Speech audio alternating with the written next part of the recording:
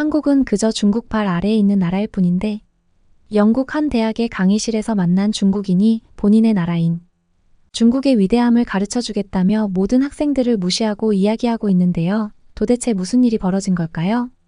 구독과 좋아요, 알림 설정 부탁드립니다. 안녕하세요. 저는 엘리자베스예요. 영국 런던에서 태어나 자랐고 어린 시절엔 뭐 하나 부족한 게 없었죠.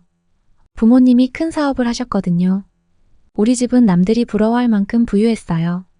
친구들 사이에서도 언제나 엘리자베스는 운이 좋은 아이야 라는 말을 듣곤 했죠. 뭐든지 손쉽게 얻을 수 있었으니까요.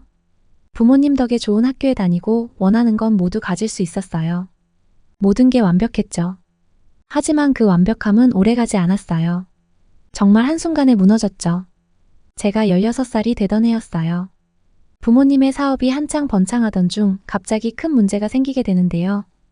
아버지의 사업 파트너가 사기 사건에 연루되면서 모든 게 엉망이 되었거든요. 믿었던 사람이 회사 돈을 빼돌리고 회사를 파산 직전까지 몰고 간 거였죠.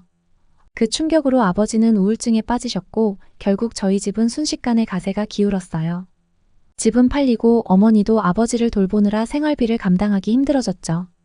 그때부터 저희 가족은 작은 마을로 이사했어요. 집도 작고 모든 게 달라졌죠. 이전처럼 사치스러운 생활은 꿈도 못 꾸게 됐어요. 친구들도 자연스럽게 멀어졌고 나 혼자 남겨진 기분이 들더라고요. 하지만 그럴수록 저는 마음을 다잡았어요. 이 상황에서 내가 할 수 있는 건 공부밖에 없구나. 그때부터 저는 학업에 매달렸어요. 더 이상 부모님께 의지할 수 없다는 걸 알았으니까요. 다행히도 제가 다니던 고등학교는 저를 눈여겨보고 있었어요. 성적도 우수했고 학교 활동에서도 인정받고 있었거든요. 그래서 학교 측에서 저를 지원해주기로 결정했어요. 덕분에 저는 런던의 유명한 대학교에 입학할 수 있었죠. 전공은 IT로 정했어요. 왜냐하면 앞으로의 세상은 디지털 기술이 중심이 될 것 같았고 제가 잘할 수 있는 분야라고 생각했거든요. 그리고 솔직히 말하면 장학금을 계속 유지하려면 누구보다도 더 열심히 해야 했어요.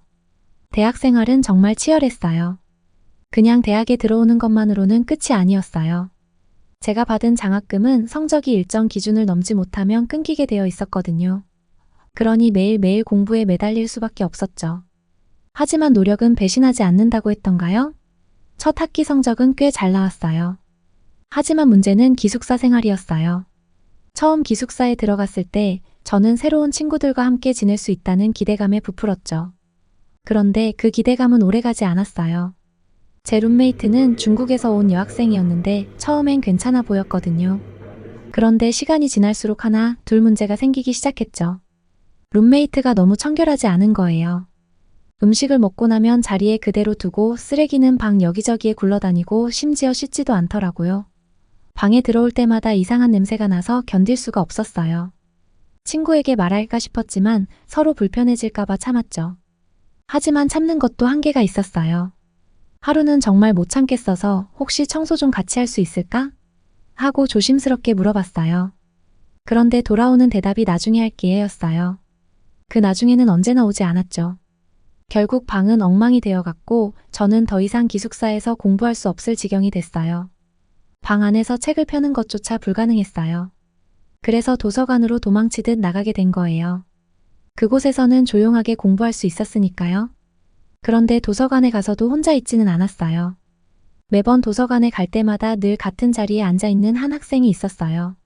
처음에는 신경 쓰지 않았는데 갈 때마다 그 자리에 앉아있는 걸 보고는 저 사람은 대체 누굴까? 왜 안 쉬지? 언제 쉬지? 하고 궁금해지더라고요. 동양인 학생이었는데 항상 책을 열심히 보고 있었죠.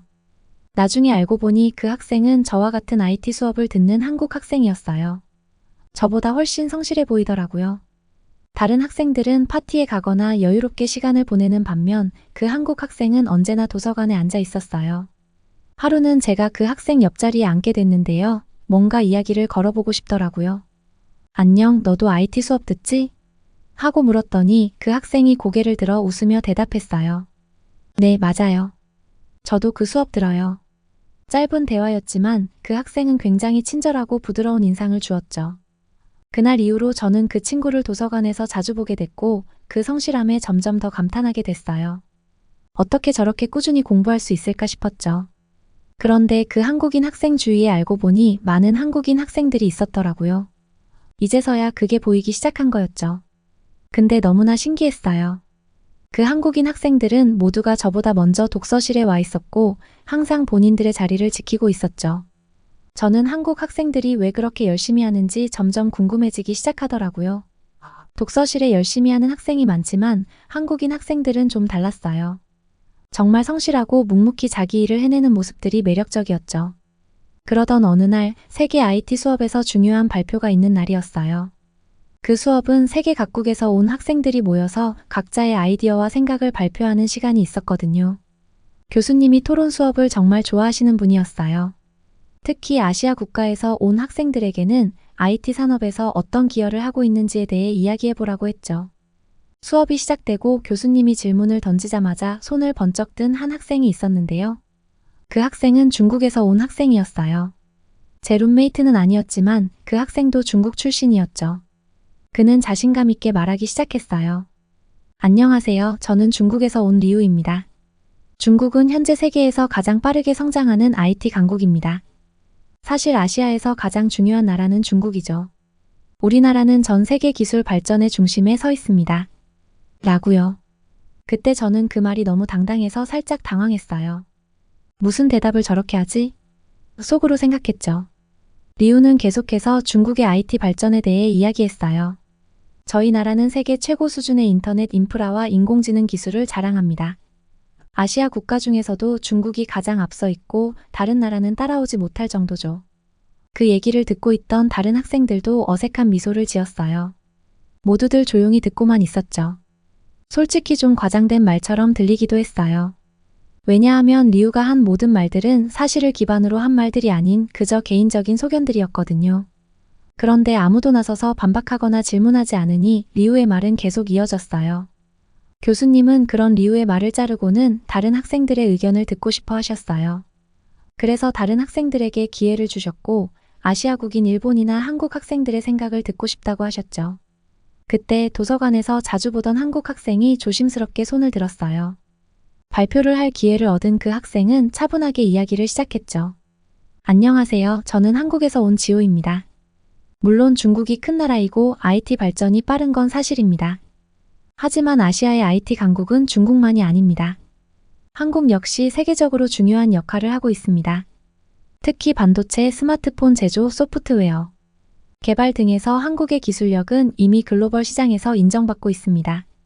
지호의 발표는 매우 논리적이고 차분했어요. 감정적으로 대응하지 않고 철저하게 팩트를 기반으로 이야기를 이어갔죠. 한국인들이 이런 면에서 강한가 싶었어요. 지호는 한국의 IT 산업을 설명하면서 어떻게 기술 혁신을 이루어냈는지 구체적인 사례들을 들어가며 설명했어요. 한국은 작은 나라지만 교육과 기술 발전에 대한 열정이 매우 큽니다. 소프트웨어 개발뿐만 아니라 AI와 같은 첨단 기술에도 많은 투자를 하고 있습니다. 하지만 지호의 발표가 끝나기도 전에 리우가 갑자기 말을 끊더라고요. 한국? 그건 중국의 발 아래 있는 나라에 불과하죠. IT 분야에서도 중국에 비할 바가 못 됩니다. 고 말이죠. 그러더니 리우는 자신만만하게 한국은 중국의 상대가 아닌 나라라며 한국을 깎아내리기 시작하더라고요. 순간 강의실 안의 공기가 차가워졌죠. 저도 깜짝 놀랐어요. 그렇게 노골적으로 상대방을 비난하는 건 예상치 못한 일이었거든요. 지호는 잠시 침묵하더니 다시 침착하게 말을 이어갔어요. 중국이 큰 나라인 것은 사실이지만 한국은 중국과 다른 길을 걸어왔습니다. 한국은 자국의 IT 산업을 독자적으로 성장시켜왔고 우리가 이뤄낸 성과는 중국의 도움 없이 이루어진 것입니다. 그의 말은 매우 논리적이었어요. 듣는 사람들에게도 설득력이 있었죠. 그 이후로는 두 학생 간의 긴장이 점점 높아졌어요. 리우는 계속해서 한국을 깎아내리며 중국의 우월함을 주장했죠. 하지만 지호는 절대 흥분하지 않고 자신의 주장을 끝까지 논리적으로 펼쳐갔어요. 그 모습을 보면서 저는 저런 태도가 정말 대단하다고 생각했어요. 지호는 굳이 감정적으로 대응하지 않았고 오로지 사실에 기반한 이야기를 했거든요. 토론은 긴장감이 흘렀어요. 중국인 리우는 계속해서 한국을 깎아내리려고 했고 한국인 지호는 끝까지 차분하게 자기 입장을 고수했죠. 강의실에 있는 모든 학생들이 숨죽인 채 두 사람의 말을 듣고 있었어요. 저 역시 긴장한 채로 지켜봤죠. 이 상황이 어디로 흘러갈지 궁금했어요. 리우는 자꾸만 중국의 우월성을 주장했어요. 중국은 인구도 많고 자원도 풍부하며 세계 시장에서 큰 영향력을 가지고 있어요. 한국은 단지 작은 나라에 불과하고 중국만큼 중요한 역할을 하지 못하죠. 중국이 없으면 아시아의 IT 산업도 없다고 해도 과언이 아닙니다. 그의 말은 점점 과장되었고 굉장히 자극적이었어요. 주변 학생들조차도 그 말을 듣고 약간 당황하는 눈치였죠. 심지어 점점 불편해지기까지 하더라고요. 그러자 지호는 조심스럽게 고개를 끄덕이며 말을 이어갔어요. 중국의 영향력이 큰 건 맞습니다. 하지만 중요한 것은 나라의 크기나 인구가 아니라 얼마나 효율적이고 창의적인 방식으로 문제를 해결하는가 하는 것입니다. 한국은 자원도 부족하고 나라 크기도 작지만 우리는 한정된 자원을 활용해 세계적인 기술력을 키워냈습니다. 그건 단지 규모의 문제가 아니죠. 지호는 구체적인 데이터를 바탕으로 한국의 IT 산업이 어떻게 성장해 왔는지를 설명했어요. 예를 들어 한국은 반도체 산업에서 세계 시장의 절반 이상을 차지하고 있습니다. 또한 스마트폰 제조와 소프트웨어 개발에서도 꾸준히 세계 상위권을 유지하고 있죠. 중요한 것은 우리가 어떤 자원을 가지고 있는가가 아니라 그것을 어떻게 활용하느냐입니다.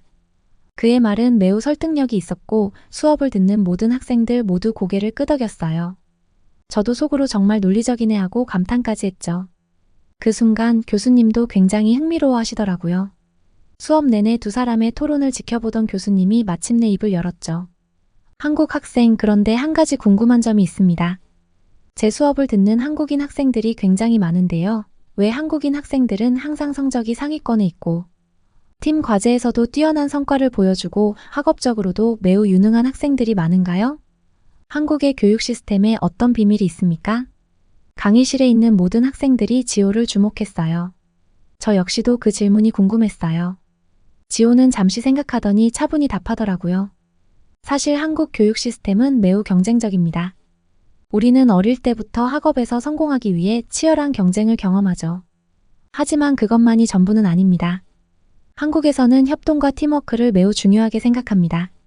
학교에서도 많은 단체 과제와 협업을 통해 서로 도와가며 학습하는 문화를 배웁니다.